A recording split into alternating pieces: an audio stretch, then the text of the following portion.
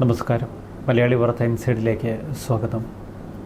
പെരുമ്പാവൂര് ഭായി കോളനിയുമൊക്കെ നമ്മൾ ഏറെക്കാലമായി കേൾക്കുന്ന പേരുകൾ. പെരുമ്പാവൂരിലേക്ക് എത്തിച്ചേർന്ന അന്യസംസ്ഥാന തൊഴിലാളികളാണ് ഒരു കാലത്ത് പെരുമ്പാവൂരിനെ ഇത്രയധികം പ്രശസ്തമാക്കിയത്. ഒരുപാട് പ്ലൈവുഡ് കമ്പനികൾ, കൈതച്ചക്ക ഉൾപ്പെടെയുള്ള കൃഷി, ബംഗാളിൽ നിന്നും ബീഹാറിൽ നിന്നുമൊക്കെയുള്ള തൊഴിലാളികൾ അവർ പെരുമ്പാവൂരിലേക്ക് വന്നു ചേർന്നു. പിന്നീട് മെല്ലെ മെല്ലെ അവിടെ ഭായി കോളനി രൂപപ്പെട്ടു. ഏഷ്യയുടെ പ്ലൈവുഡ് തലസ്ഥാനമെന്നാണ് പെരുമ്പാവൂർ അറിയപ്പെടുന്നത്. പെരുമ്പാവൂരിൻ്റെ യഥാർത്ഥ തിരിച്ചറിയൽ തിരിച്ചുപിടിക്കാനുള്ള പോരാട്ടമാണ് ഓപ്പറേഷൻ തൂഫാൻ എന്ന് രമേശ് ചെന്നിത്തല ഇക്കഴിഞ്ഞ ദിവസം പറഞ്ഞു. പെരുമ്പാവൂർ ടൗണിലെത്തി അതിഥി തൊഴിലാളികളോട് രമേശ് ചെന്നിത്തല സംസാരിച്ചു ഹിന്ദിയിൽ. പുതിയ പാടം എന്ന പാടശേഖരമാണ് ഇന്ന് ഭായി കോളനി എന്നറിയപ്പെടുന്ന പ്രദേശം. ആദ്യം ഈ പ്രദേശം അറിയപ്പെട്ടത് ബംഗാൾ കോളനി എന്ന പേരിൽ, പിന്നീട് പേര് ഭായി കോളനി എന്നായി. നാട്ടുകാർ ആദ്യകാലത്ത് കണ്ടന്തറ കോളനി എന്നാണ് ഈ പ്രദേശത്തെ വിശേഷിപ്പിച്ചിരുന്നത്. അതിഥികൾ തിങ്ങിപ്പാർക്കുന്ന ഈ പ്രദേശത്ത് നിന്ന് പിന്നീട് പ്രദേശവാസികൾ ഒഴിഞ്ഞു. പെരുമ്പാവൂരിലെ ലഹരി വിൽപ്പനയും പെൺവാണിഭവും ഒക്കെ നമ്മൾ ഏറെക്കാലമായി പറഞ്ഞു കേൾക്കുന്ന വസ്തുതകൾ. എന്നാൽ ഇവ പൂർണ്ണമായി തുടച്ചു നീക്കാൻ ഓപ്പറേഷൻ തൂഫാന് കഴിയുമോ? പെൺവാണിഭം, അനാശാസ്യ കേന്ദ്രങ്ങൾ, ഇവയൊക്കെ പെരുമ്പാവൂരിൻ്റെ എല്ലാ പ്രദേശങ്ങളിലും ഇപ്പോൾ തഴച്ചു വളരുന്നുണ്ട്. ഏതാനും മാസങ്ങൾക്ക് മുൻപാണ് ഭായി കോളനിക്കടുത്ത് നാട്ടുകാർ സംഘടിച്ചത്. ലഹരി വ്യാപനത്തിനെതിരെ, അനാശാസ്യ കേന്ദ്രങ്ങൾക്കെതിരെയായിരുന്നു നാട്ടുകാരുടെ പ്രതിഷേധം.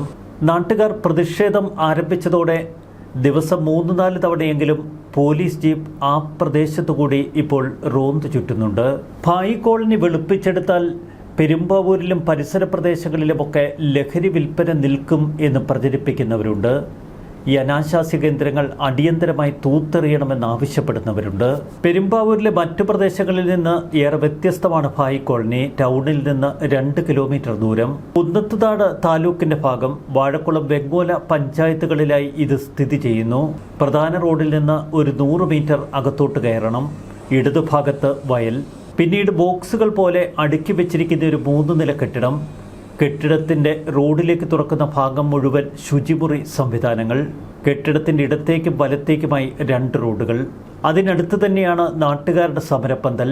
അതിന് ചുറ്റും ഭായി കോളനിയിലെ താമസക്കാരും അവിടെയുള്ള ലഹരി വിൽപ്പനക്കാരും അനാശാസ്യ കേന്ദ്ര നടത്തിപ്പുകാരുമൊക്കെ. പ്രദേശത്ത് നിറയെ മൊബൈൽ കടകളും ചെറിയ ഹോട്ടലുകളുമൊക്കെ സജീവമാണ്. ചെറുകടകളുടെ വലിയ തിരക്ക്. അത് കഴിഞ്ഞാൽ പിന്നീട് അതിഥി തൊഴിലാളികൾ കൂട്ടത്തോടെ താമസിക്കുന്ന പ്രദേശം. ഇവിടെ ഏകദേശം 5000-ലധികം അതിഥി തൊഴിലാളികൾ മത്തി അടുക്കിയിട്ടതുപോലെ ജീവിക്കുന്നു. പുതിയ പാടം പാടശേഖരത്തിൽ ചില മുതലാളിമാർ അന്ന് ചെറു കെട്ടിടങ്ങൾ പണിത് അതിഥി തൊഴിലാളികൾക്ക് ശുചിമുറി സൗകര്യത്തിനൊക്കെ കൊടുക്കുന്നു. പിന്നീട് അവ വിപുലീകരിക്കുന്നു. ആദ്യം 10 രൂപ, 15 രൂപയായിരുന്നു വാടക. പിന്നീട് വാടക കൂടി അതിഥി തൊഴിലാളികൾ തങ്ങളുടെ സൗകര്യങ്ങൾ കണക്കിലെടുത്ത് ഭായി കോളനിയിലേക്ക് കൂട്ടത്തോടെ എത്തിക്കൊണ്ടിരുന്നു.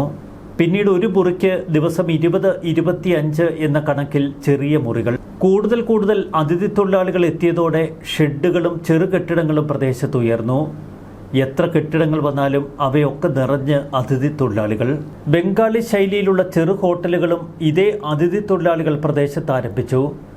ഹോട്ടൽ ഉടമകൾക്ക് വരുമാനത്തിൻ്റെ ഒരു വിഹിതം നൽകും. കോളനിക്ക് അകത്തുണ്ടായിരുന്ന മലയാളികൾ തങ്ങളുടെ വീടുകളും മറ്റ് കെട്ടിടങ്ങളുമൊക്കെ അതിഥി തൊഴിലാളികൾക്ക് വാടകയ്ക്ക് നൽകി അവിടെ നിന്ന് പിൻവാങ്ങി. അങ്ങനെ തൊഴിലാളികൾ തിങ്ങിപ്പാർത്ത ഇടം. മലയാളികളുടെ സാന്നിധ്യം തീരെ കുറവ്. ആ പ്രദേശം തങ്ങളുടേതാക്കി അവർ മാറ്റി. അവിടെ കോളനിയുടെ ഒരു ഗുണ്ടാ നേതാവുണ്ടാകും. മാഫിയ തലവന്മാരും തലപൊക്കി. അവരെ മറ്റ് അതിഥി തൊഴിലാളികൾ ഭയപ്പെട്ടു. ചില്ലറ തർക്കങ്ങളും വഴക്കുകളുമൊക്കെ, ഒട്ടനവധി കൊലപാതകങ്ങളും പ്രദേശത്ത് നടന്നു. അവിടുത്തെ ഒരു കെട്ടിടം കേന്ദ്രീകരിച്ച് ആദ്യം ചീട്ടുകളി രാത്രി 2 മണി വരെ തുടരും. എന്നാൽ പിന്നീട് നിരവധി ചീട്ടുകളി സ്ഥലങ്ങൾ ഉയർന്നു. ഇവിടെയൊക്കെ കളിക്കുന്നവർ അതിഥി തൊഴിലാളികളാണ്. എന്നാൽ ഈ ചീട്ടുകളി സ്ഥലത്തിൻ്റെ നടത്തിപ്പുകാരാവട്ടെ മലയാളികളും. ചീട്ടുകളിക്ക് പുറമെ ലഹരി വിൽപ്പന. ഇതിന് പിന്നിലും കളിച്ചത് പ്രദേശവാസികളായ മലയാളികൾ. കളിപ്പിക്കുന്നത് ഈ അതിഥി തൊഴിലാളികളെ കൊണ്ട്. തൊഴിലാളികൾ തങ്ങളുടെ നാടുകളിൽ പോയി വരുമ്പോൾ അത്യാവശ്യം മരുന്നുമായി അവർ മടങ്ങി വരും. പിന്നീട് ഈ മരുന്ന് വിൽപ്പന.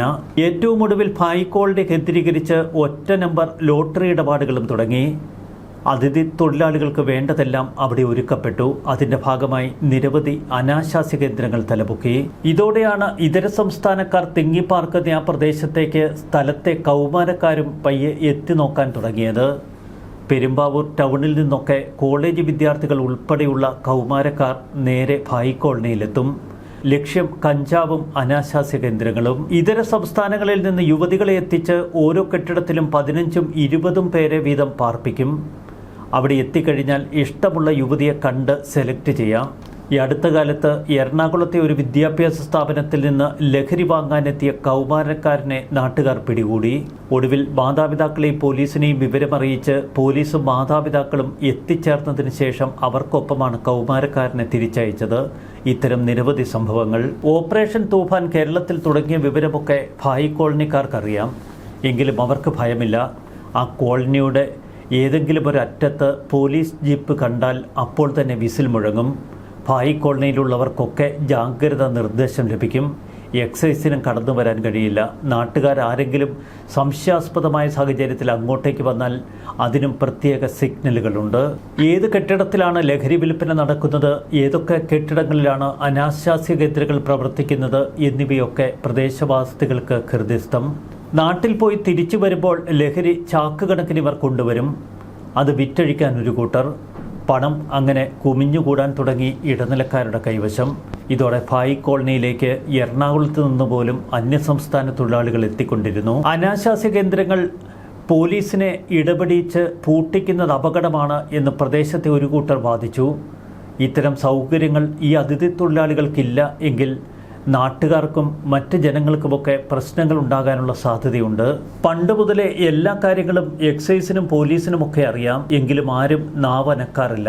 ഓപ്പറേഷൻ തൂഫാൻ തുടങ്ങിയതോടെ പെരുമ്പാവൂരിനെ കുറിച്ചുള്ള ചർച്ച മുറുകി.